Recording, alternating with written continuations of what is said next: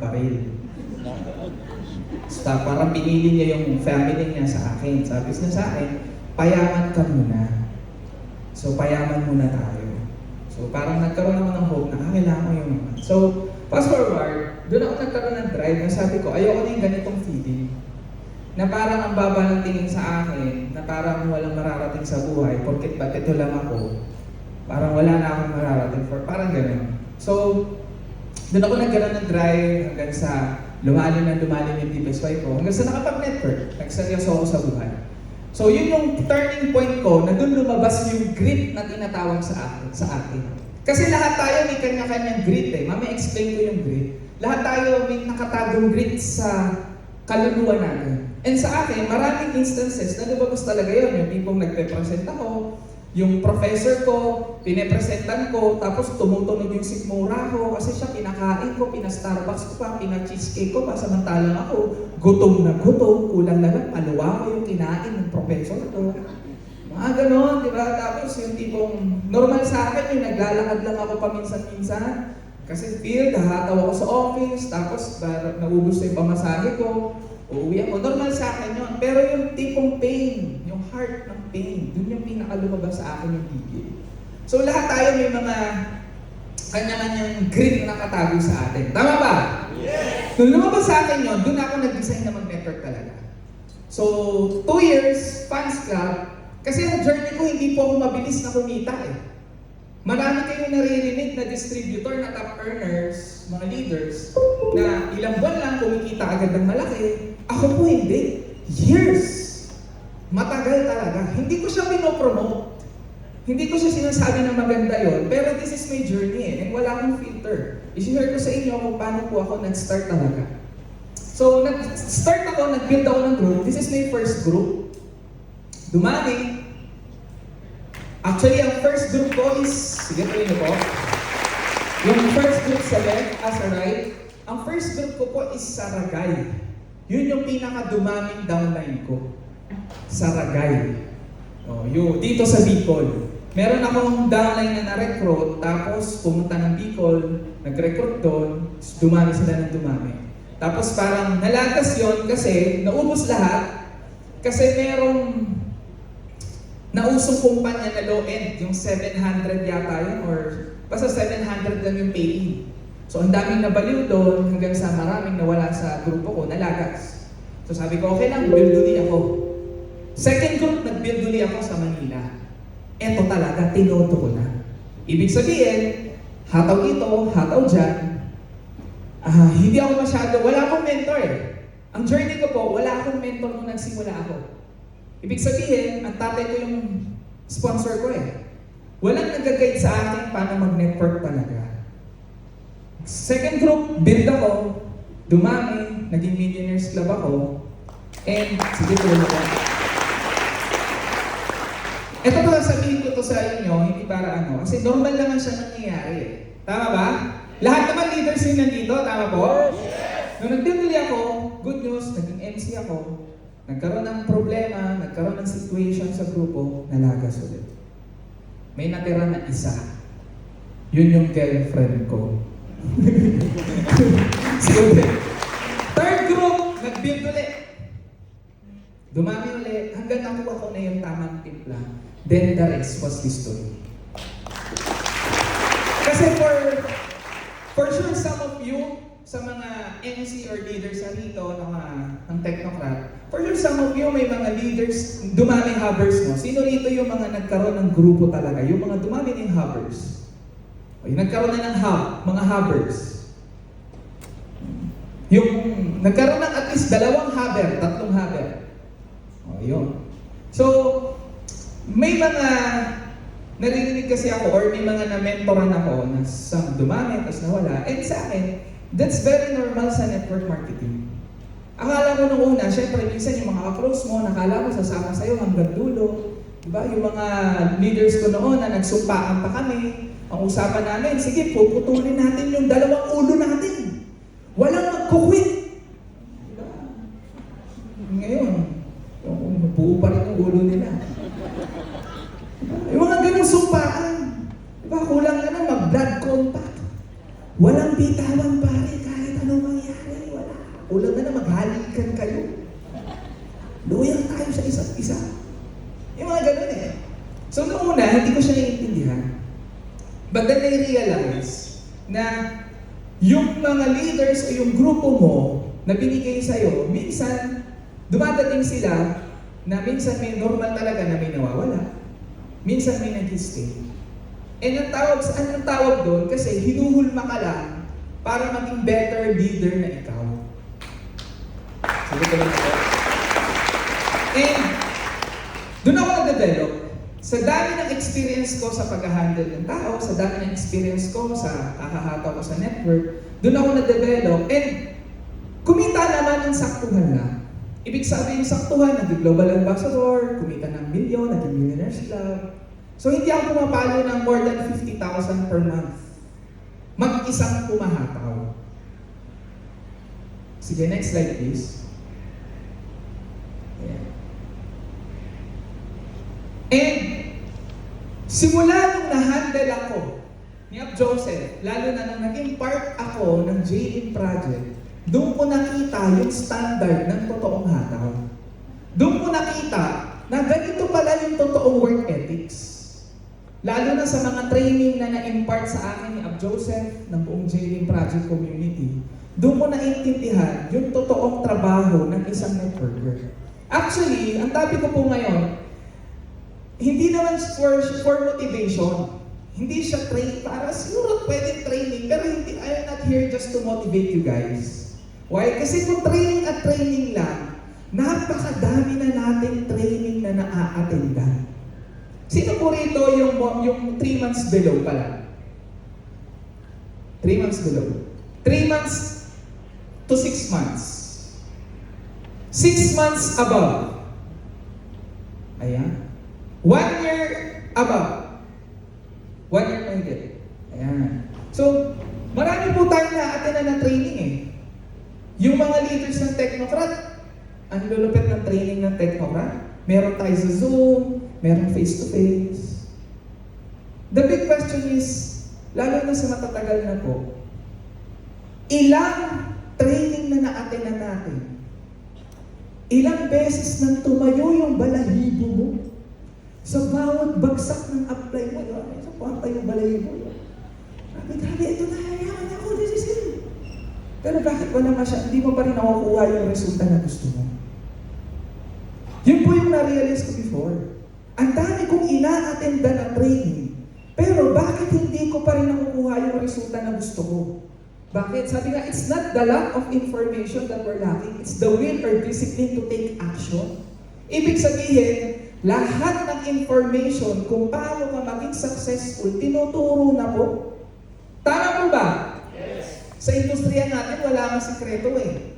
Tama kasi kung may sikreto lang, ito yung magic, ilalagay namin dyan yung magic, gayahin mo na lang yung magic word, pag in-apply mo yung magic word, yayaman yung apply mo, di yayaman tayong lahat. Kaso wala pong ganun eh. Tama ba? Yes. It's more on work ethics. Bakit, naalala ko noon, bakit hindi pa binibigay yung grupo na deserve ko? Kasi hindi pa ako deserving dun sa grupo na talagang kaya kong i-handle. Kasi doon ko na-realize, bakit ang tagal pumutok ng resulta ko? Kasi ang tagal ko din magbago. Ang negosyo po natin is pabilisan magbago. Bakit po ako tumagal magka-result? Just imagine, 2 years akong fans club. Naging millionaires club ako, 3 years and a half. Simula nung, yun na nga, na-inlove ako at nasaktan. Na-inlove, nasaktan. Naging millionaires club. O, diba? Actually, wala nang 1 year yun eh. Kasi 2 years fans club. Tapos, wala pang, yun ang computed ko nun eh. Wala pang 1 year. Nag-decide ako, nahahataw na ako. Wala akong ibang ginawa ng kundi humataw. Wala pang 1 year na hit ko yung first meeting ko. After that, naging GA, kumita naman, nagkakotse. And 2016, so 2009, 2009. 6 years, going to 7 years, 7 years. Doon ko nakilala yung JLIM Project Community na nagturo sa akin ng totoong trabaho ng networking. So doon po ako na-align. Doon ako na-align at doon ko nakita kung paano ba talaga mag-network. Ano ba yung totoong work ethics? Sige, next please. Next slide. Lalong doon lumabas yung nakatagong grit sa akin. Sabi nga, what characteristic emerged as a significant predictor of success? And it wasn't social intelligence. Ibig sabihin, for you to become successful, hindi daw pala talaga IQ ang kailangan. Hindi daw pala good looks. Pag good looks, gwapo, maganda, bonus lang. Hindi rin pagandahan ng katawan, bonus lang yun. Hindi IQ or emotional quotient. Alam niyo po, ano yung pinaka-predictor para maging successful sa kahit anong industriya? Next po. Sige, next. It was grit. Alam niyo po yung title po ng ano natin ngayon? Ano yung title? Grit to Glory. Grit is a big word. Yung grit, ako po pag meron akong leader, doon ko tinitignan kung merong grit. Doon ko tinuturing leader yung tao kung tututukan ko ng gusto o hindi. Ibig sabihin, doon ko siya in-invest or doon ko chinecheck, pangduluan ba to o pang part-timer lang. Tinitignan ko po yung level ng grit ng tao. Ano ba yung grit? Is having the stamina. Physical, mental stamina. Grit is passion and perseverance for a very long-term goals. Yung tipong kahit anong mangyari, hindi siya papayag na hindi niya makuha yung gusto niya. Yung burning desire. Yung haba ng pisi. Yung gigil. Yung pagiging persistence sa ginagawa ano man yan, industriya. Doon po ang basehan kung magiging successful ang isang tao o hindi. Doon, habang ginagawa ko po yung module kahapon, doon ko na-realize na ang dami kong pinagdaanan. Hindi ko na syempre ma-elaborate dito. Ang daming challenges, very normal. Pero never, may nagtanong kasi sa amin ito, last 2 weeks ago, sabi, yung co-counsel ko, sabi, Abdon, meron ka bang instances sa buhay mo na parang pumasok sa utak mo na parang magkukwit ka or hindi naging clear yung future mo? Ang sagot ko, never eh. Kasi nung nagsimula ako mag-network, simula pa lang, alam ko na magiging ito yung buhay ko. Hindi ko makalimutan yung araw na first time ko umattend ng event, ng sa mid-year rally sa Cuneta Astrodome, first time kong nakita yung rampa ng mga top 20. That time, mag-isa ako, may kasama akong downline. Habang nakikita ko yung rumarampa sa stage, syempre ako po sa school, never naman ako nare-recognize eh, kasi balibag taon tayo eh, alam niyo yun, puro bagsak lagi sa grades. So sa akin, sabi ko, gusto ko ma-recognize. Nakita ko yung rampa ng mga top earners that time. Alam mo yung, hindi ko makakalimutan yun, hanggang ngayon, very vivid pa rin sa mind ko, yung situation na yun, or yung pangyayari na yun. Habang nakikita ko rumarampa, yung top 20, kinikilabutan ako nun. Tapos, naalala ko nun, nagtiri-ay pa ako. Kasi nakita ko yung future ko. Hindi dahil may power ako, ay grabe, nakikita niyo yung future, kailangan pala may ganung power. Hindi po eh. Kasi dinicide ko na yun yung mangyari sa future ko. Nakita ko yung future ko, kinilabutan ako, dinesisyonan ko, na sabi ko that day, one day, magiging top earner ako ng company. That time, ang downline ko, isa. Tapos, almost 1 year na rin ako nung sa kumpanya na hindi naman ako kumikita. Alam mo yun, parang 5,000, 10,000 yung pinakamalaki sa isang taon.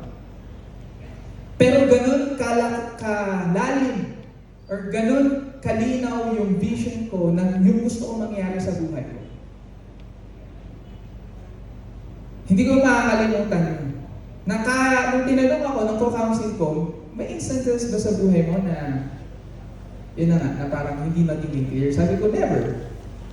Kasi kahit anong mangyari sa akin, dumami yung grupo ko, naubos, dumami ulit, naubos, hanggang sa nung nag-build ulit ako, at natutunan ko na yung kailangan kong gawin, paano mag-handle ng tao, paano talaga mag-network. So sabi ko, kung nagawa ko nga sa first group ko, sigurado kaya kong ulitin sa second group ko. Kung nagawa ko sa second group ko, kaya kong ulitin sa third group ko. Kung nagawa ko sa third group ko, kaya kong ulitin ng ulitin. Bakit? Kasi yung skills na meron sa atin, nandiyan na yan. Tama ba? Sino po rin yung nakakaalala nung glory days niya? Paano glory days? Yung tipong bago ka pala, tapos gigil ka, di ba? Yung tipong kahit sino recruitin mo, nare-recruit mo. Yung pinakamalaki mong kita. Sino nakakaalala na? Ako may stages ako ganun eh. Tapos may stage din ako na feeling ko, bakit parang nawala na yung fire sa akin? May nakaka-relate ba? Yes. Yung skills hindi naman nawala yan. Alam mo nawala? Yung confident, yun ang nawala. Yung burning desire, yun ang nawala. Kaya ako po, yun yung inalam ko, na paano mo siya laging papalabasin. Kasi, kagaya, pag kumita ka na, di ba? Kumita, bumababa. May ganun eh. Kumita, baba. Minsan kahit nandun ka sa peak, ibig sabihin kumikita ka na maayos. Diba? Minsan yung emotion, hindi na rin ganun ka-excited. For example, nung first time kong punta sa Bicol, sobrang excited ako kasi first time ako pupunta ng Bicol. Sino po rito yung first time pumunta sa, for example, yung pumunta ng Boracay? First time mong pumunta ng Boracay, excited ka, di ba? Second time mong pumunta ng Boracay, excited ka pa rin? Yes. Third time pumunta sa Boracay, excited ka pa rin? Yes. Pag fourth time mo, yung excitement, bumababa ba? Yes. So, ganun din. Ibig sabihin, kasi bumababa ng excitement. So ako po, doon ko inaral kung paano ko mas makikilala yung sarili ko. Na paano hindi mawawala yung grit na nakatago sa akin. Sige, next please.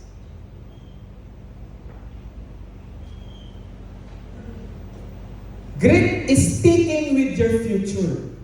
Day in, day out. Not just for the weeks, month, but for years. Working really hard to make that future a reality. Ibig sabihin, yung pagkaroon ng grit, it's a daily decision. Actually, yung grit, it's a gift. And lahat tayo meron yan. At ang grit po, actually, hindi po talaga yan natuturo. Pero pwede natin ma-develop yan. Naniniwala ba kayo ron? Sino yung alam niya sa sarili niya na malalim yung grit niya? Na meron siyang grit. Walang may grit. Yung alam niya yung may grit siya sa sarili niya.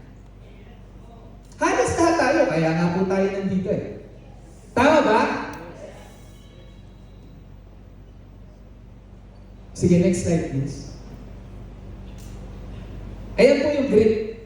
Yan. G stands for courage, guts, courage, determination, toughness of character, pluck spirit, boldness, fortitude, backbone, overcoming fear. Ibig sabihin yung pagiging buo ang loob. Naalala ko nga ito, sinasabi ni Sir Jen, di ba?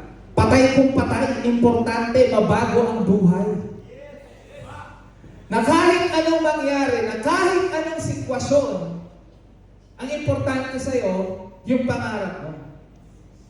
Parang ako, example ko po, lagi ko niya example to.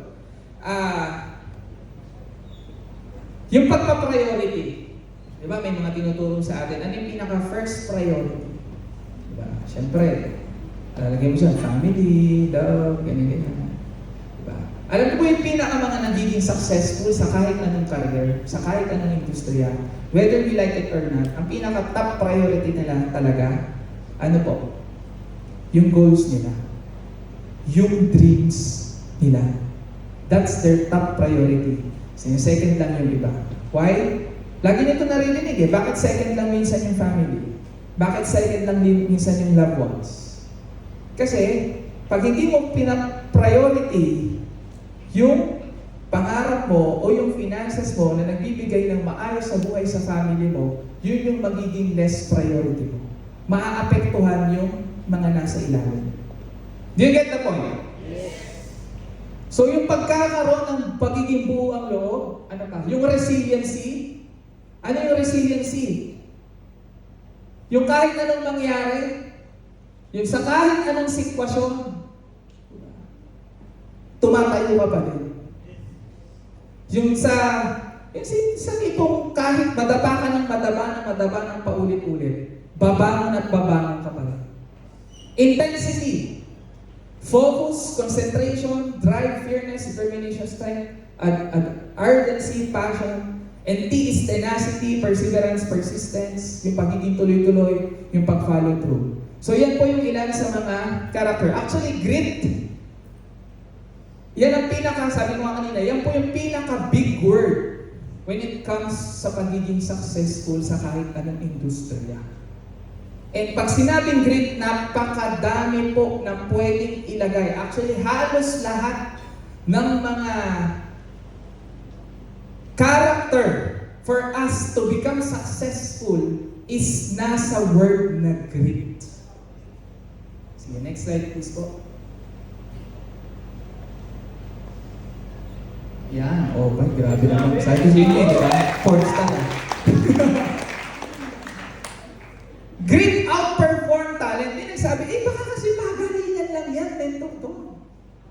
Baka kasi magagaling magsalita. Ako, nung bago ako, nakita ko, ang dami na pong magagaling sa global. Kung ako po, nagkaroon ako ng ganong mindset, baka palupitan lang yan. Nakita ko si Ap Joseph nung umatin ako kay Ap Joseph. Napaiyak pa ako, nag-closing, napakalupit magto. Si Ap Jackie din, nung narinig ko magto, sabi ko, grabe, baliw na baliw ako. Actually, nung time noon, nung nag-start ko ako, sobrang dami na pong superstar. Sobrang dami ng magagaling. And kahit hindi lang naman sa company natin, kahit sa ibang industriya, tanong, kung ang grit nakakapag-outperform ng talent, marami bang magaling sa global? Yes. Pero bakit hindi lahat ng magagaling nagiging successful? Even sa school, kung galing at galing ang basihan, talent at talent ang basihan, bakit hindi lahat ng mga magna cum laude o cum laude naging successful? Tama ba? Actually, ito po, real talk lang. Sa top 50 nung nakaraan, lagi ko po itong sinasabi sa mga co-counsel namin. Sa top 50 ng AIM, actually, marami pang magagaling sa top 50 ng AIM. Mas marami pang magagaling sa atin, sa Project High at sa Technocrat, dun sa mga kasama namin doon. Pero alam niyo po, ano yung meron dun sa mga common denominator ng mga earners ng AIM? Is yung grit. Yung gigil. Na pagkakaroon ng tuloy-tuloy na burning desire. Sample ko na lang, bakit itong hubadero to ang ilagay ko dyan? Diba? Kung ang talent, marami magagaling mag-gym. Ibig sabihin, lahat aaralin mo. Ito yung pag-gym. Sistema, ganito dapat yung bicep, pagbubuhat. Diba? Yung mga nagbabasa talaga, yung mate-technical when it comes sa pag-workout.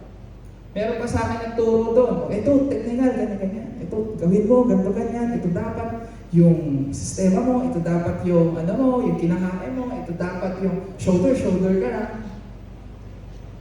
Pero, tanong, kung yung magaling sa fitness, hindi siya magtutuloy-tuloy or on and off siya sa pag-workout, sa tingin nyo, gaganda katawan niya?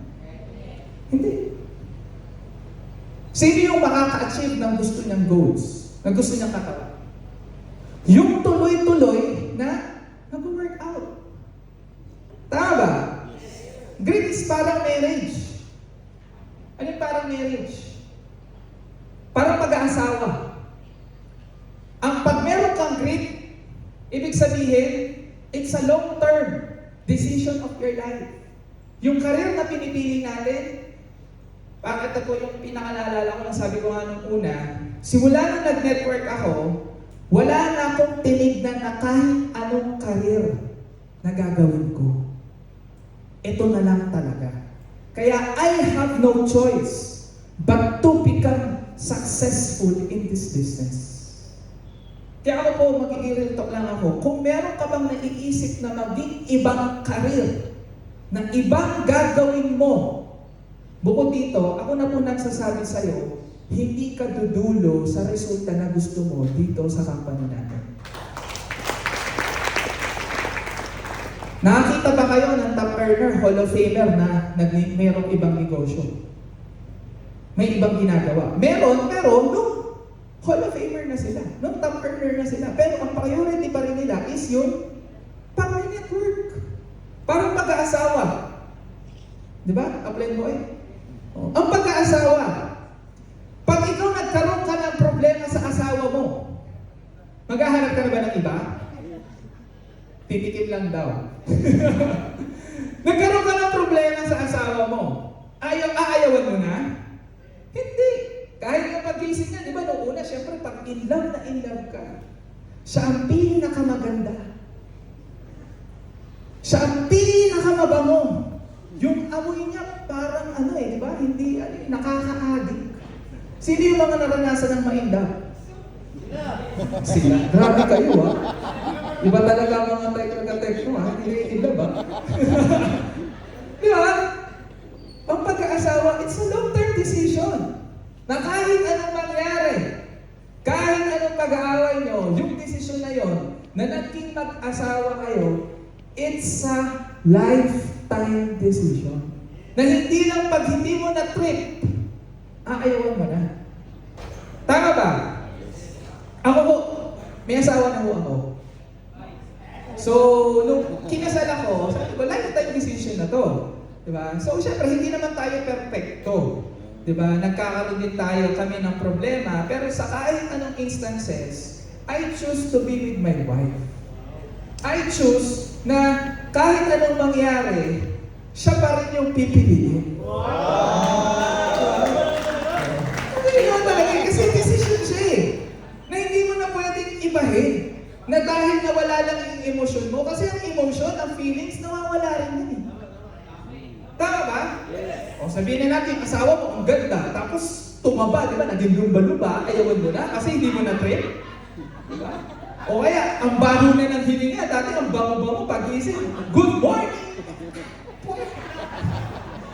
Di ba? May iba naman yung decision mo, hindi, kasi decision yun, it's a lifetime decision, lifetime commitment. Kasi sabi ko noon, nung nag-mature ako sa buhay, kasi sobrang immature po ako nung ako'y nagsisimula mag-network. Kung makikita nyo lang po ako nung nagsisimula ako, para kung haber nyo. Alam mo yun, sobrang baguhan, sobrang bagito. Sobrang ibang-iba ho ako nung ako'y nagsisimula. But then, dito na-develop yung personality ko sa industriyang to. Ang dami kong na first time na naranasan dito. Dito na-develop lahat. Kaya, babalik ako sa marriage. Doon, as I mature in life, ang dami kong natutunan din na it's a lifetime decision. Even sa goals natin, even sa pag-gym. Sa pag-gym ba? Sino yung mga nag-exercise? Sa Technocrat, nakikita ko ang daming nag-gym eh. Meron dito si Idol, ang ganda katawan. Sino ba yun? Yung babae, si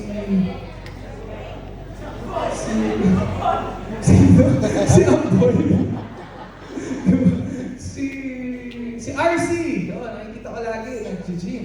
So, maraming, sa pag-workout, parang example ko na lang. Gusto mo lumiit siyan mo. Diba? So, wala yung bilbil. Diba? Hirap tanggalin ng bilbil. Ako, hirap ako dati sa bilbil. Gusto mo magka-abs. Diba? Tapos, nag-diet ka 2 araw. no rice. Sabi ko, kailangan no rice. O ika-third day mo, may hinaian ka ng kare-kare. Ay, bukas na lang uli ako no rice. Nawala ang disiplina. Tingin mo ba, pag nag-diet ka na mga 2 days, liliit na tiyan mo? 2 weeks, liliit na tiyan mo? No. Yung iba, ay, ang hirap pala mag-diet, 2 weeks na, wala pa rin. Diba? Eh, Diyos ko po, 20 years mong binuo yung bilbil na yan, mawawala ba agad yan? Tama ba? Paano mawawala yan? Sa pagiging consistent. Kaya nga siya tinawag na, di ba yung mag-workout is yung pagka-crunches, masakit talaga yan eh. Lalo na pag medyo hindi na yung tiyan mo, may crunches yan, yung tipo, gaganon ka. Diba? Pero pag tinuloy-tuloy mo siya with proper diet at disiplina, lalabas at lalabas yan. Ako hindi ko naman po nalabas yung abs ko, sakto lang. Diba? So, hanggang ngayon, hindi ko pa rin naman na-achieve yung body goals na gusto ko. So, papunta pa lang po tayo doon. So, yun. Kaya nga siya tinawag na abs eh. Bakit siya tinawag na abs? Kasi, abuse stomach. Diba? Binugbog na tiyan. Pinatigas. Winworkout ng winworkout. Kasi, ang tayo, design, na nag-grow tayo by pain. Most people, nag-grow by pain. Yes, may nag-grow din sa hindi sa pain, sa kabaliktad ng pain, sabi nga natin kanina, sa reward. Yes, may nag-grow din. Sa happy memories, may nag-grow din. Pero yung talagang mas mabilis ka mag-grow, it's more on pain. Even katawan. Pag nag-workout ka, sasakit din yan. Pero tanong, pag sumakit yung katawan mo, aayawan mo na? Aayawan mo ba? Hindi. Bakit? Pag sumakit yan, ibig sabihin, mayroong na-de-develop na muscle sa katawan mo. Just imagine, katawan natin, design tayo maka-experience ng pain para mag-grow. Kaya nga siya tinawag na abs, abuse stomach. Kabaliktaran noon yung isa, abs din. A big stomach. Diba? So, grit outperforms talent na kahit anong galing mo sa ginagawa mo, kahit ikaw pa yung pinakamagaling magto, ikaw pa yung pinakamagaling sa harap nyo, pero kaya kang talunin ng mas masipag at nagtutuloy-tuloy sa kasama. Ako po, share ko lang, hindi naman sa ano, ako po nung nag-start ako sa AIM, ulitin ko, ang dami na pong top earner. Pero hindi po ako nai-intimidate. Or kabaliktaran nga, mas gusto kong dumidikit sa kanila. Sa mga hindi po nakakaalam, ako po hindi downline ni Up Joseph. Ano niya ako, crossline. Ako po ay malayo, hindi niya, malayo, sobrang layo namin, pero same in one. And bakit ako nakilala ni Up Joseph? Kasi nga, wala akong mentor eh. Yun ang story ko. Wala akong mentor, nagne-network ako ng katagal-tagal, hindi ko alam kung paano mag-network ng tama. Every time nakikita ko si Up Joseph, even basketball, even sa ganito, nilalapitan ko, humingi ako ng advice. Lagi ako dumidikit sa mga top earners. And sabi nga, di ba, kung gusto mong makuha yung resulta na gusto mo, dumidikit ka sa mga mentor. So, siyempre, sino pipiliin ko? Ito si Up Joseph na. Siya yung idol ko eh. Siya yung idol ng karamihan. Then, ang dami ng top earner that time. Hindi ako nai-intimidate kasi sabi ko, alam ko darating yung panahon na ma-achieve ko din siya. Hindi man ngayon, pero I know, ma-achieve ko siya. Magiging kaibigan ko rin sila. So sabi ko, hindi man ako ganun kagaling. Hindi man ako yung pinaka-magaling mag-talk. Hindi man ako yung sa leadership. First time ko sa mga hindi na, alam ko, nung simula ng bata ako, never pa ako nagkaroon ng exposure when it comes sa pag-handle ng tao. Ako po yung follower. Ibig sabihin, elementary follower ako. Nung high school, pag may away dyan, ako yung follower. Hindi ako starter. Una na kayo. Tapos follower lang ako. Sa choir, hindi ako yung pronta. Follower lang ako. Even pag nung high school ako, nagbabasketball ako, hindi ako yung nag-lead. Ibig sabihin, buong buhay ko po, never ako nagkaroon ng experience when it comes sa pag-lead ng organization. Kaya nung last year, this year, nung binigay sa akin yung opportunity na sabi ni Joseph na ako yung mag-lead sa Project High, talagang tinanggap ko po. Kasi sabi ko, it's time na din. Kasi sa dami na rin na experience ko sa pag-network, kaya nga sabi ko, yung talent, kaya siyang i-outgrow ng grit. Ibig sabihin, alam ko maraming magagaling sa akin. Alam ko maraming mas talented sa akin. Pero sabi ko, hahabulin ko sila, dadaanin ko sa sipag. Kasi ang isang bagay na ginagawa mo ng paulit-ulit na binibigyan mo ng napakaraming oras, sigurado't gagaling at gagaling ka dyan. Tama mo ba? Yes. Pinag-aralan ko po Aproy sa Jua. Si Aproy, lahat ng mga top earners before, mga Hall of Famer. Si Aproy Zaldua, isa sa mga talent ni Aproy, it's more on innovator siya. Si Aproy is innovator. Si Apcarlo naman, galante. Yan ang strength ni Upline. Pag kasama mo si Apcarlo, galante yan. Si Aproy naman, innovate. Ibig sabihin, siya yung ahead lagi. Sa podcast, siya yung ahead. Sa online, nung nauso yung online, ahead siya lagi. Si Upmaylin, syempre, yan yung heart. Ibig sabihin, yung pag-alaga ng tao, yung pag-keep, yung puso, yan si Upmaylin. So, kinilatis ko po yung mga top earners, yung mga mentors, ano yung mga kanya-kanyang strength. At ang nakita ko pong strength ni Upline Joseph is alam na rin naman ito alam din naman na lahat. Si Up Joseph yung pinakamasipag sa lahat ng distributor. Kaya sabi ko, ito yung pinakagagalahin ko sa lahat. Yung sipag. Marami sa atin pinapangarap magkaroon ng yung marating yung nararating ng mga idols natin, ng mga upline. Tama ba? Gusto natin yung lifestyle. Tama? Gusto natin gayahin yung buhay or gusto natin ma-achieve yung buhay na meron sila. Tama ba?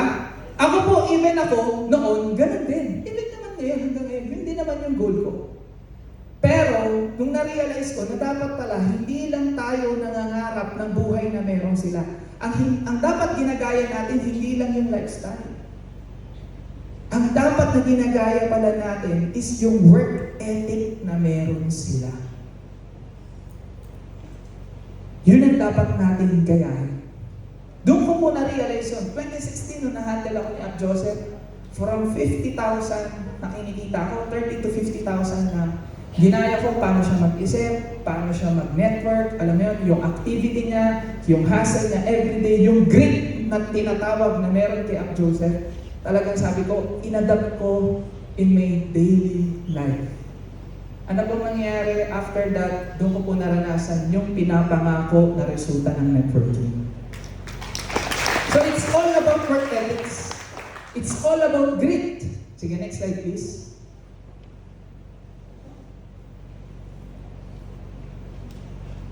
Di ba may pinakamagandang advice? Ano yung advice? Tuloy-tuloy na. Ako po dinagdagan din ko yun. Tuloy-tuloy na nagsisipat at nag-i-improve. Paano kung tuloy-tuloy ka na? Tuloy-tuloy ka, pero yung tuloy-tuloy mo, stagnant. Ako yun. Kaya dapat mas maganda is consistently improving. Tumutuloy-tuloy ka, pero pa-improve ka ng pa-improve. Next slide. Yan. Networking is always a numbers game. Tama po ba? Lagi po natin itong naririnig. Sino po rito yung gustong magkaroon ng libo-libong downline? Sino rito yung gusto magkaroon ng billion-billion na income at savings? Ito po real talk lang, kung gusto mo ng ganong result, kailangan ready ka rin magkaroon ng libo-libong activity rate or libo-libong nakakausap. Dumaldal ka o hindi, yun ang networking Kailangan mo lang gabihan ang kausap mo. Kasi kahit hindi ka magaling, sa dami ng kausap mo, sigurado gagaling ka eh. Kahit hindi ka gagaling magpa-pay-in, pag araw-araw may kausap ka, mataas sa activity mo, sigurado gagaling ka eh. Minsan po, ang nagiging problema sa atin, tayo po, di ba, yung as a coach. Ako po, ganun ako dati. Ang galing ko magpahataw ng downline. Ang galing ko magpasilang ng downline. Sabi ko, goal setting ko, pahataw tayo. After ko magpahataw, after kong i-motivate downline ko, after nun, ako mismo, wala namang sarili activity. Tayo nga minsan, as coach, ang galing na natin mag-train eh. Lahat ng training, ibang training, kaya natin ibagsak. But then I realize, bakit hindi ko nakukuha yung result na gusto ko? Kasi ako mismo, minsan, yung pagiging coach ko, or tinawag ko sarili kong mentor, is minsan hindi rin siya nakakatulong. Bakit? Kasi, more on, yung tinuturo ko, hindi ko naman talaga ginagawa. Kaya ako starting today, lalo na sa 2025, kung babaguhin po natin lahat yung ganung mindset, na tataasan uli natin yung activity rate ng mindset, parang ganito, lahat tayo gusto magkaroon ng million-million na income. Ang tanong, ready ka ba magkaroon ng million-million na kakausapin sa 2025? Libo-libo na kakausapin sa 2025? Yes! Willing ka ba sa ganung activity? Yes! Kasi ito po realization lang, gawin man natin, magdadaldal man tayo o hindi, humakap man tayo sa network, ang tanong, kakausap ba tayo ng tao? Yes. Kakausap ba tayo ng tao? Yes. Mag-network ka, kumausap ka, mag-one-on-one ka, mag-present ka o hindi. Kakausap at kakausap tayo ng tao. Ang bottom line, kakausap ka rin na lang ng tao, bakit hindi mo pa ilagay dito sa ikakabago ng buhay mo? Tama ba? Sige, next slide please. Ito, lagi po natin itong naririnig. Pwede po bang pakibasa po natin ng sabay-sabay? We don't get what we want, we get what we deserve. Go to my retort. We don't get what we want, we get what we deserve. Ito po, ito yung lagi kong test sa sarili ko. Nung moment na sabi ko sa sarili ko, gusto ko nang ma-achieve yung pinapangarap kong buhay, na ayaw ko nang mag-stagnant sa 30,000.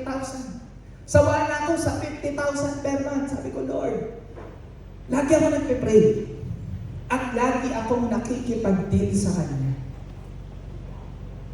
Kasi nasanay ako, wala akong mentor eh. Walang nagbo-monitor sa akin. Tapos nagkaroon ng buong JM project, nakita ko yung totoong work ethic. Siyempre, malaking natulong. Pero alam niyo po, ito yung pinaka naging breakthrough moment ko. Nung time na may hinihiling ako na goal, tapos walang nagmo-monitor, pero lagi nakikipag-deal lang ako kay Lord. Na nagpe-pray ako, God, deserve ko. Ipapakita ko sa'yo na yung hinihiling kong blessing, deserve ko. Deal tayo. Nakikipag-deal ako sa Kanya. Tapos minsan, biglang pag humiling ako ng ganyan, ito, gagawin ko to, Lord. Tapos biglang may lalabas na challenges, may lalabas na test. Ibig sabihin, papipiliin ako kung network ba o ito. Minsan may ganung instance sa buhay natin eh. Sino mo nakaranas ng ganun? Di ba? Desidido ka na.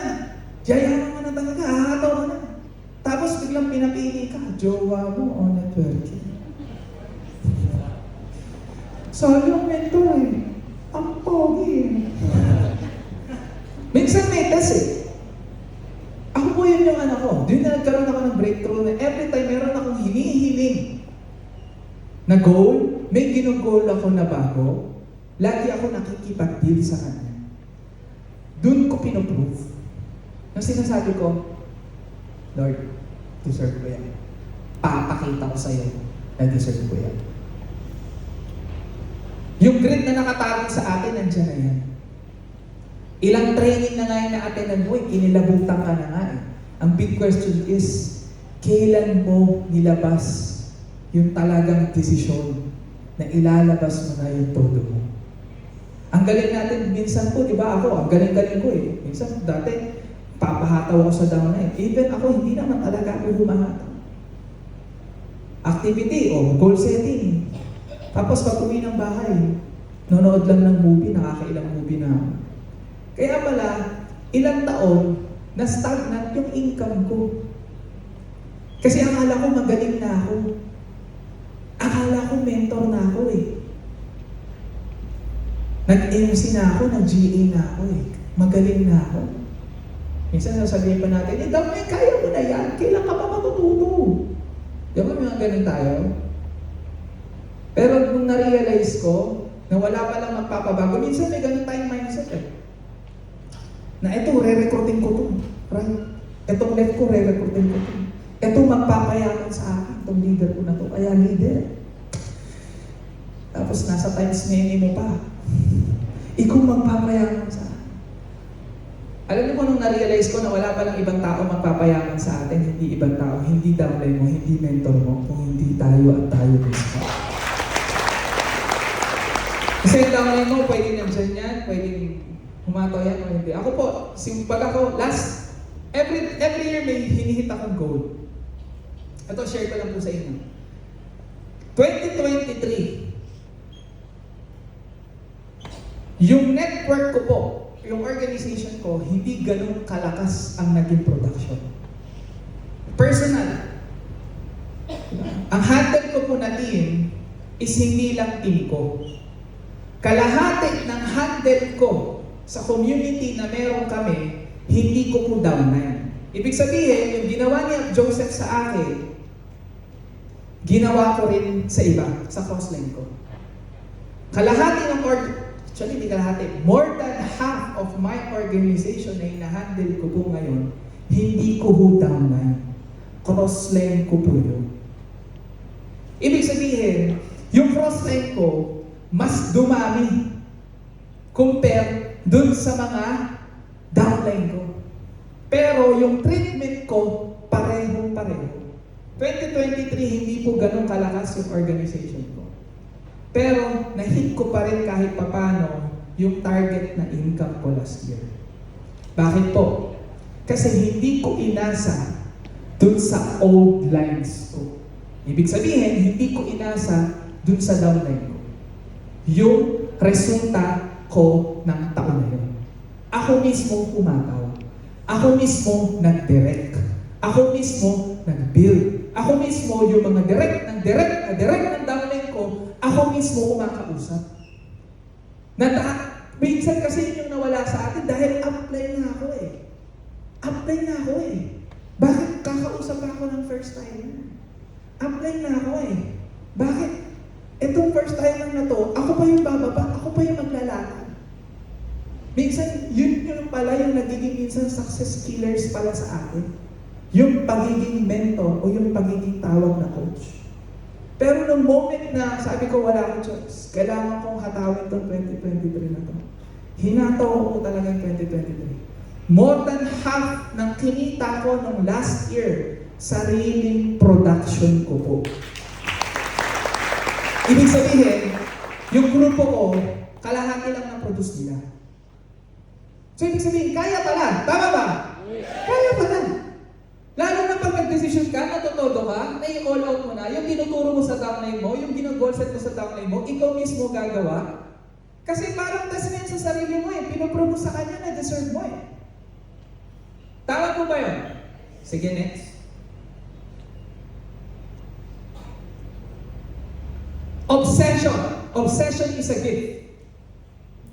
Para po sa akin, ang grade A kapatid ng obsession. It's a domination of your thought about your goal, dreams, ambition, or your mission in life. It's just like a fire na lagi mong sisilaban to keep the fire burning.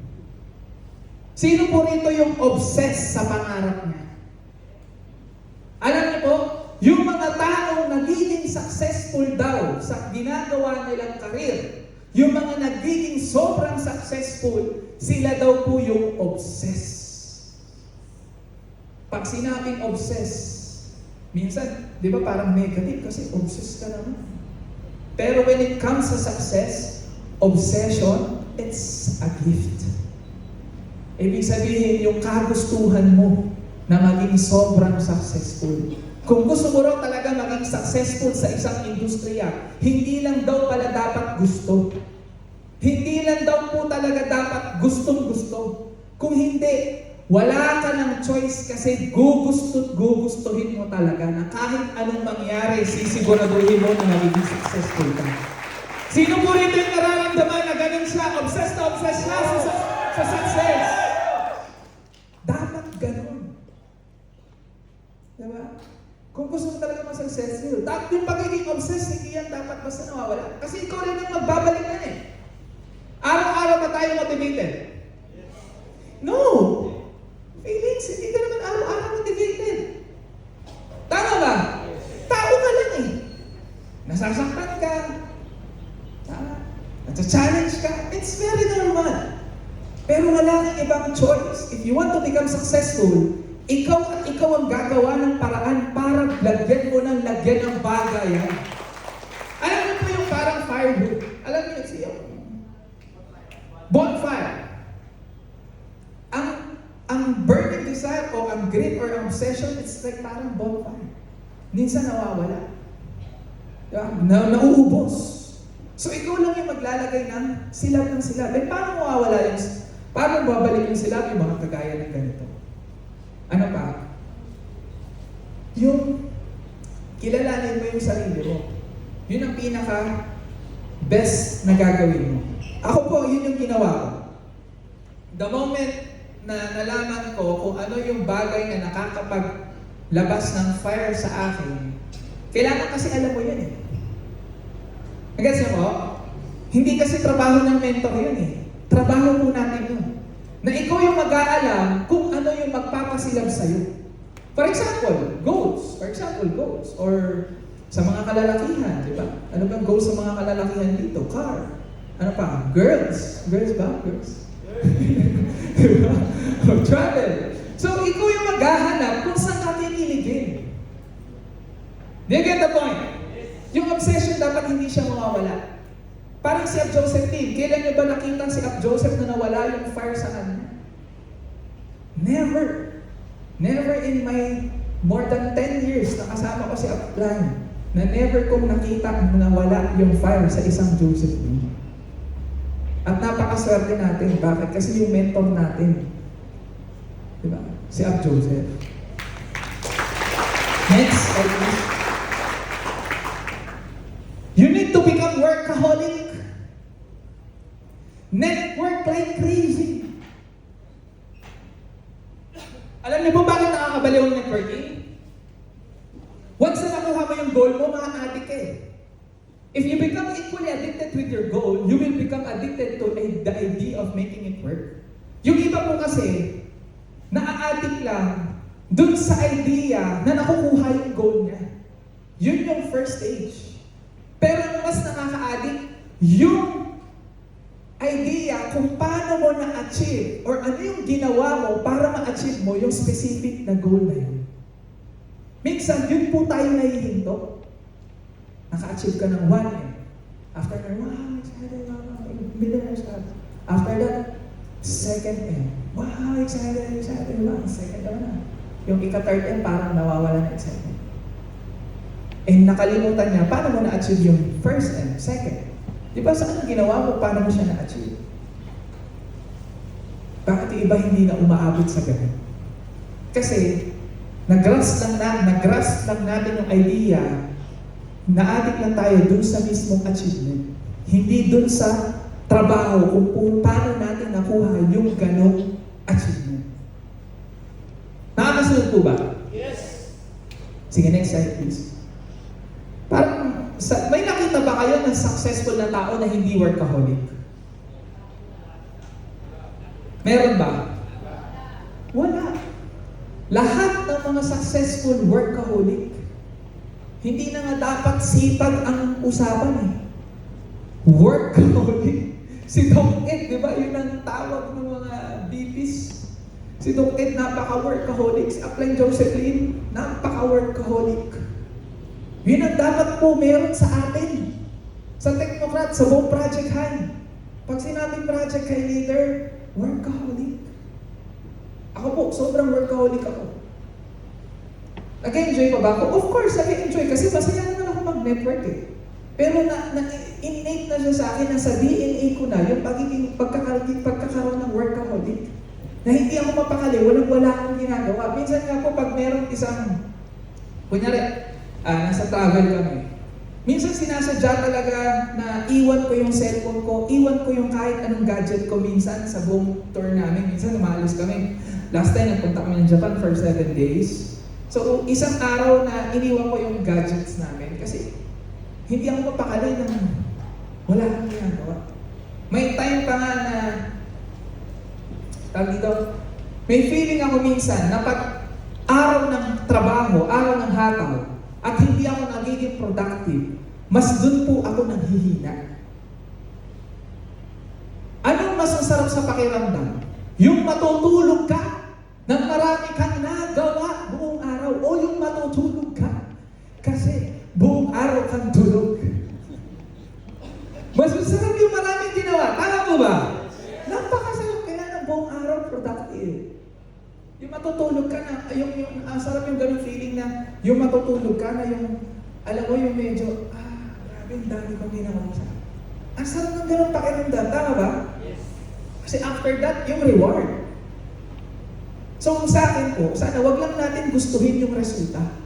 Gustuhin sana din natin yung craft kung paano, or yung work ethics kung paano magkakaroon tayo ng gusto nating resulta.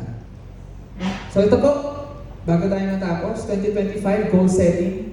Sino po rito yung ilang beses nang nag-goal set? Di ba? Every month, nag-goal set tayo. O ito, mentor, ito goal ko. Kita ko ng 50,000. Lalo na by 2025. Sino rito yung ngayon pa lang nag-ready na ng kanyang New Year's resolution? 2025. Ito gagawin ko, magda-diet na ako. Or 2025. Goal ko, kumita ng ganito kalaki. Goal ko, kotse. Goal ko, ganito. Question ko po mga kapatid. Ilang goal setting na ho yung ginawa natin na hindi mo naman siya na-achieve? Para po sa akin, dapat yung goal setting, palitan na po natin yan. Hindi na siya effective. Alam niyo po, instead na goal setting, ako po, simula ko po na binago yung goal set ko into action setting. Doon po na bago. Yung simula nung binago ko yung perspective when it comes sa pag-achieve ng goal, doon po na bago yung resulta na gusto ko. Ibig sabihin yung pera, di ba nag-goal tayo ng pera? Masama bang mag-goal ng pera? Hindi. Kailangan natin yun eh. Kaya nga tayo nagbe-business eh. Pero kailangan daw natin baguhin yung perspective na pag-goal ng pera into pag-goal ng action. Kasi hindi na effective ang goal setting. Hindi na effective yung pag-attend natin lagi na training. Alam niyo po yung pinaka-effective, hindi na change of mindset ang kailangan natin. Ang kailangan na natin is change of action. Para mabago yung 2025. And question ko, buong technocrat leaders, ready na ba kayo sa change of action sa 2025? Hindi ba tayo marerelax sa 2025? Yes. Diba? Home to ng mga legend. Home to ng mga bathala. Home to ng the greatest of all time na networking. Diba? Buong technocrat. Ang Bicol. Kailangan natin mag-change of action. Next slide, please. Become obsessed about the life you want. Otherwise, you are going to spend a lifetime being obsessed with making up excuses to why you didn't get the life you wanted. So ako po, bakit po ako nag-decide nung panahon na talagang tumodo ko? Ayaw ko pong magkaroon ng ganito eh. Ayaw kong dumating sa punto na pag nagkaroon ako ng anak at tatanungin ako ng anak ko, anak, apa, bakit yung classmate ko mayaman? Bakit yung classmate ko may driver? Bakit yung classmate ko ang ganda ng baon? Bakit yung classmate ko, maganda yung kotse? Bakit tayo pa ganito? Bakit sila mayaman? Ayokong dumating sa punto na yun yung itatanong sa akin ng magiging anak ko. Ayoko rin dumating sa punto na i-compare ng wife ko yung buhay ng kaibigan niya sa buhay namin. Na ayoko dumating sa punto na pag siya, bibili siya, tapos ako wala akong mabili sa kanya. Mga ganong moments sa life, yun ang ayaw kong maranasan. Tapos sasabihin ko, kasi yung papa mo, nag-networking, kaso tamad ako eh. Alam mo, mahal, nag-networking tayo, kaso hindi ako tumodo. Ayoko magkaroon ng kahit anong excuse kung bakit ganito lang yung buhay ko. Kaya at an early age, nagsumikap ko talaga ako ng maayos. Kaya sa akin, mga kapatid, lahat tayo may mga ganito for sure na realization sa life. Tama ba? Tama po ba? Yes. Ang tanong, kailan pa? Mas nakakapagod mag-excuse sa mga mahal natin sa buhay kung bakit hindi natin mabigay yung masarap na buhay o yung buhay na deserve nila. Kaysa, magsipag na lang tayo ng todo sa 2025 para sigurado sa 2025. Hindi na tayo mag-excuse kung bakit ganito lang yung nabibigay natin na buhay sa family natin. Tama ba? Yeah. Next slide, please. Yes. May nakita ba kayo na mga naging successful na walang grit? Name it. Wala. Most of the greats ay may grit. Albert Einstein. Kaya po ba si Albert Einstein? Of course. Albert Einstein, imagine niyo, di ba, kaya nga ganyan yung itsura niya? Di ba, pansinin niyo na lang yung mga scientists. Di ba? Grabe yung obsession nila doon sa gusto nilang matuklasan. Si Albert Einstein, di ba, nasa laboratory, yung story niya na hindi naliligo, ang baho, tapos wala nang time sa sarili kasi aral ng aral, nagdi-discover. Huwag si Albert Einstein. Kobe Bryant, Mamba Mentality. Nabasa ko po yung libro ng Mamba Mentality. Grabe yung obsession ni Kobe sa basketball. Ultimo sa panaginip. Sino po rito yung nananaginip na nagne-networking siya? Sino po? Sino po? Yung totoo. Yung nananaginip ka, nagpe-present ka, nananaginip ka, nagmo-motivate ka. O yun, onti pa lang na nakikita. Kapag wala ka pa sa ganyang moment, ibig sabihin, kulang pa ang grade mo, kapatid. Ako, normal ko po yan. Hanggang ngayon po. Ibig sabihin, hindi pa pumapasok sa DNA mo yung gigil talaga. Kobe Bryant. Successful? Sobrang successful. Kasi si Michael Jordan, talent eh. Si Kobe hindi talent kasi bata hindi naman siya talented sa basketball. Pero in-outwork niya yung mga talented. In-outwork niya yung tangkad. Hindi naman ganun katangkad si Kobe sa physique. Hindi rin ganun sa physique si Kobe kasi hindi naman siya ganun kataas tumalon. Hindi rin siya yung pinakamabilis sa basketball. Hindi rin siya yung pinakamagaling mag-shoot. Pero na-outwork niya halos karamihan sa basketball because of his grit. Justin Bieber. Para Jay-Z tayo. Dahil si Justin Bieber. Alam niyo ba si Justin Bieber? Last year, manonood sana ako ng concert niya sa Singapore. Nagbook kami noon para manood ng concert sa Singapore. Pero, nung last 2 country na yung bibisitahin niya, kinansel lahat ng concert niya. Why? Kasi nagkaroon siya ng sakit na disease. Yung bumabalik yung gano'n. Bumabalik yung mukha. Nagkaroon po siya ng sakit na gano'n. It's a rare disease. And isa sa mga advice ng doktor niya, ang pinaka-advice ng doktor niya, he needs rest.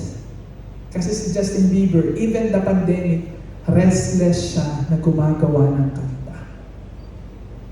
Simula bata pa lang siya, kumakanta na siya. Justin Bieber na siya. Nasaksihan ko po yan eh. Fan ako ni Justin eh. Gusto ko yung work ethics niya. Pag gumagawa siya ng kanta, ang laging comment ng mga producer niya, nung kasama niya, napaka-perfectionist niya, na wala siyang pakialam kahit abutin sila ng ilang araw sa studio, basta ma-perfect lang yung gusto niya dun sa kanta niya. Yung work ethics niya when it comes of his craft. Blackpink! Wala na ba yung Blackpink? Wala na ngayon yung Blackpink, di ba? Pero yung Blackpink, di ba? Imagine nyo? Ano story nila, Jennie? Yung bata pa lang sa hindi ang in-interview sila, never nilang naranasan nagkaroon ng buhay na pagiging teenager. Bakit? Sa Netflix yung story nila, napanood ko yun ng onte, pero yun yung isa sa mga nakita ko doon na never nilang naranasan yung typical na teenager life. Kasi bata pa lang sila, ginugroom na sila to become a Blackpink. Nakingulong sila sa isang bahay, or tapos nandun lang sila na araw-araw sila. Hindi ko naman alam yung exact na oras kung ilang oras per day, pero araw-araw silang nagpa-practice para maging Blackpink. Tanong, successful? Yes! That's great. Manny Pacquiao. Sinong hindi makakilala sa The Great Manny Pacquiao? Imagine niyo si Manny Pacquiao, bata pa lang, nagbo-boxing na hanggang tumanda. Tapos meron siyang interview na tinanong siya nung anak niya, parang nagtampo yung anak niya, bakit ka pa kailangan ganito? Bakit wala ka ganyan? Parang meron yatang event sa family niya. Anong sagot ni Manny Pacquiao? Kailangan ko mag-train para sa future niyo, mga anak. Just imagine, Manny Pacquiao na siya, pero nagpa-practice pa rin siya, humahasal pa rin siya. And of course, walang iba kung hindi ang ating CEO, Upline Joseph Lee. Ever since simula nung nakilala ko siya, never nawala ang kanyang grit. Hanggang ngayon, nandun pa rin yung puso niya. And sa tingin nyo, yung ako wag nyo nang pansinin, nilagay ko na lang syempre yung sarili ko. Ako yung speaker, alam naman hindi ko ilagay yung sarili ko. Walang pa kanyo naman. Yung story ko, yun na, ilang beses ako nadapa. Nag-build, nalagas. Yung perseverance, yung grit na nakatago sa atin, meron talaga yan. And sa akin, mga kapatid, lahat ba yan naging successful? Yes. Si Ab Joseph na lang, imagine nyo, ilang years na siya nag-network. No? More than 2 decades of his life. Sa tingin nyo ba itong mga to? Anong focus nila?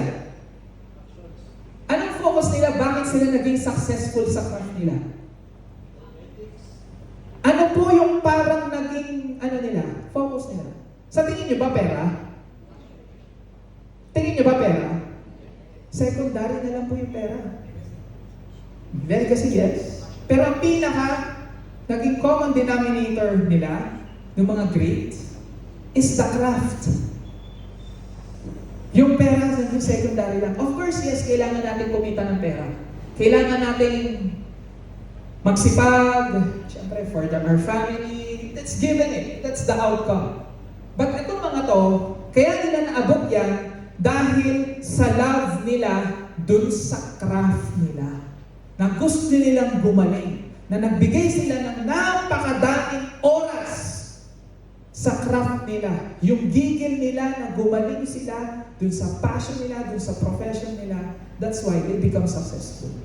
Kaya kung gusto natin marating din yung mga rarating, lalo na nila Ab Joseph, ano yung kailangan natin ibigay? Ano yung kailangan natin i-focus? Ano? It's the time and the effort and our work ethics. And yung outcome, susunod at susunod at susunod natin. So next slide please. And ito po, napaka-importante nito. Ako po yan, nung ako po medyo majubaba. One master only. Favorite ko yung picture na yan. Nasa isang beach kami sa Boracay, nagsushoot si Upline. Tapos nagpa-picture ako, picture mo ako. Yan ang picture ko. Marami po sa atin na inspired sa iba't ibang top earners, sa ibang leaders, sa ibang icons. Wala naman po masama ron. Tama naman yun. Pero alam niyo po, ganito kasi ako dati. Kumita ako, tapos nakikinig din ako sa iba't iba. Ay, maganda yung ginagawa nito. Teka, alamin ko nga ito. Paturo. Ay, maganda yung ginagawa nito. Teka, punta na ako dito. Paturo. Makinig dito. Makinig dito. Wala naman po mga masama, don't get me wrong. Alam niyo po, ang narealize ko lang, kakakinig natin sa iba, hindi lahat pare-pareho ang teachings. Kakakinig natin sa iba't ibang culture, sa iba't ibang leader, nalilito lang tayo. Instead na bumilis tayo dun sa gusto nating ma-achieve, lalo lang tayong bumabagal kasi naiiba yung teachings. Alam niyo po, nung na-realize ko yun, na kailangan pala isang master lang ang sinusunod. Na isang teachings lang ang sinusunod. Para mas mabilis natin makuha yung gusto natin success. At napakaswerte po natin kasi ang apply natin, hindi na tayo lalo si Joseph. Diba? The greatest of all time networker sa Philippines. Tanong, swerte ba tayo na si Apply Joseph ang mentor natin? Isa na lang ang sundin natin. Minsan, dahil nakita mo, ang ganda ng sistema na ganito, gayahin natin. Tanong, kung system at system ba talaga ang basihan para maging successful ka? Sistema ba talaga? System ba talaga? Tanong. O ito, real talk na lang. Kung sistema at sistema ang basihan para maging successful ka, maganda ba ang sistema ng technocrat? Yes! Tanong, lahat ba naging successful? Maganda ba ang sistema ng Project High? Yes! Lahat ba naging successful? Maganda ba ang sistema ng elites? Yes! Lahat ba naging successful? Ang atomic, napakaganda ba ng sistema ng atomic? Yes! Lahat ba naging successful? Hindi. Ang dami ko pong kilala na nandun na hindi rin naman kumita. Tanong, sistema lang ba ang basihan? No. Anong kailangan? Work ethic. Action. Do you get the point? Next po, please. And next is, be with the right circle. Napakaswerte po natin. Bakit? Kasi nasa circle tayo, nasa perfect circle na po tayo right now ng Technocrat community. Na yung mga council po ng Technocrat, na hanggang ngayon po nag-iisip pa rin na pinapaganda ng pinapaganda ang community natin. And are you proud na belong ka sa Technocrat? Are you proud na belong ka sa Project High? Ako po isa po ito sa realization ko. Simula po nung kailangan minsan nagsa-self-check tayo eh. I-check natin, di ba? Kung tama pa ba yung circle natin. Ako po, simula po nung nag-network ako, I'm not saying na hindi ka na pwede makipagkaibigan sa iba. Pwede pa rin naman. Pero, kung meron kang goal na gusto mong ma-achieve, kailangan yung circle mo, umiikot lang yan. Doon sa mga pareho, yung mga parehong frequency na meron ka, yung goals na gusto mo. Gets mo ba yun? Next. At ito po, income producing activity. Ayan. So ito po yung pwede nating gawin para mas guided tayo. At ito lang din po yung ginagawa ko everyday para maging productive yung araw-araw ko. Ano po yung mga yan? Posting, add new prospects, My Day, Reels, TikTok, link presentation, hakot sa Zoom, hakot sa office, one-on-one presentation, 3 ways video call, follow-up, switch on. Sino na po rito yung nagsiswitch on? Mentoring downline, just talk to someone. Ayan. Tanong, apply po ba natin yan? Yes! Actually, ano naman po natin yan eh. Kausap lang tayo ng kausap. At kailangan po may numbers ng kinakausap. Kasi numbers won't lie. Networking is numbers game. Kung gusto po natin pumutok, sumabog sa 2025, kailangan meron kang target everyday na kausap araw-araw. Next slide please. Meron po ba?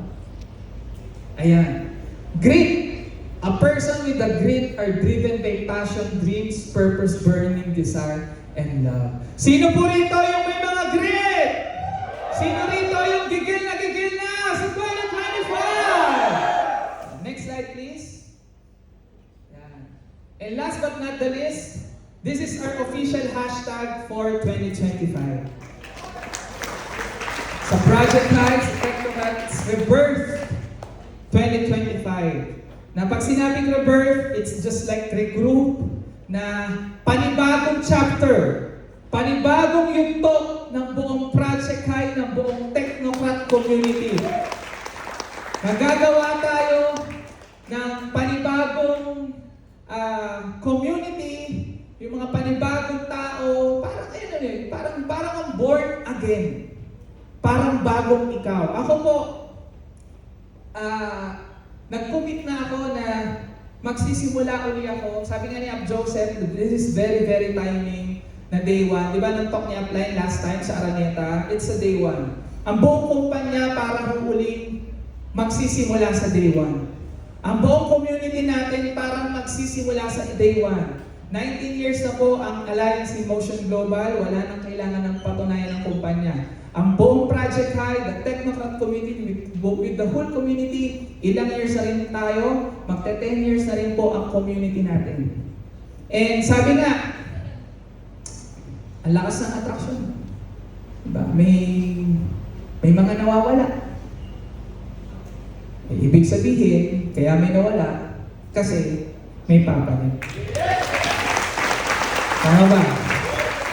And kami po, together with the whole council, with CDO, kami po for next year, we're very, very much excited kasi hindi na lang po event. Kasi ang 2025, it's more on, sabi nga, rebirth and building stage. So kami po, this is very timing tong topic na to kasi sa 2025, talagang magbibuild ulit kami. Magbibuild ulit tayo. It's a rebuild. Magbibuild tayo ng panibagong empire ng community natin. And abangan niyo po kasi ang buong 2025, syempre, may panahon ng pagtatanim. May panahon ng pagsisipag. And iso lang po sigurado ko, pag lahat ng sumabay at lahat ng talagang magtatanim sa buong taon na to, sigurado po ako, by 2026, magkakasama tayo lahat sa tuktok. 2025, it's a rebirth of our community. It's sa panibagong build natin at naniniwala ako sa panibagong pag-build ng buong community natin. Makakapag-create ulit tayo ng mga panibagong top earners. Last time po, nung top 50, medyo nalungkot po kami. Kasi hindi kami sanay ng ganong kaunti. Kaya nag-decide na po kami. Sabi nga nila Upline, this is it. Game time. Ginising lang ang natutulog na giant sa ating lahat. Hindi sana yung aim mo ng ganun. Kaya again, we are committed na next top 50, uubusin natin. Darating yung panahon na lagi nga namin sinasabi ni Ab Joseph Lim, darating yung panahon na uubusin natin ang top earner sa atin manggagaling ang mga top earner na buong AIM Global. Ang tanong, makakasama ka ba doon? Naniniwala ka ba na magiging top earner ka na rin? So with that, thank you so much, Technocrat community.